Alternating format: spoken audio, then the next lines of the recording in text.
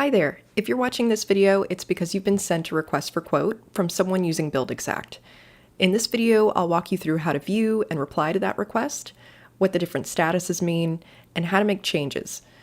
Basically everything you need to know to send a response back. The email you received will look something like this, and in the subject line, you'll see the quote request number. Each request has its own unique number, so if you receive multiple requests, you can easily tell them apart. The email will also mention an invitation message. This is usually just a short message with maybe notes or instructions from the sender, or even just a hello and thank you. You can reply directly to this email if you need to ask any questions or clarify something, but ideally you'll use the View Quote Details link to manage your response.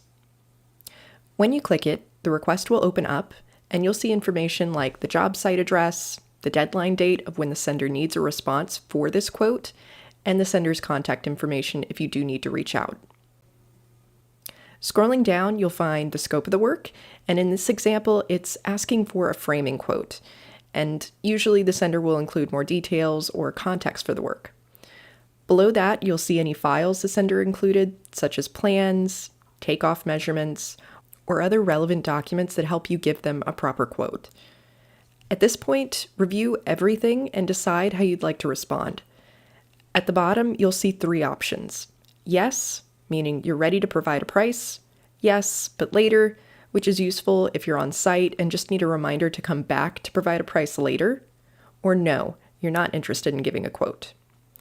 Whichever you choose, the sender will be notified right away so they know your intent. If you select yes, you'll be taken to a screen where you can enter your price. For example, let's say $500. This is just your headline figure. You can choose whether it includes or excludes tax. On the next screen, you'll have the option to attach supporting documents. Many people upload their own detailed, itemized quotes to show inclusions or breakdowns, and you can also CC additional people, such as your foreman or your business partner, and add notes back to the sender. For instance, you might write, "We're booked up for the next month, but we could squeeze this in if you're flexible." Once you're done, hit Submit Quote, and you'll see a confirmation on screen and receive an email as well.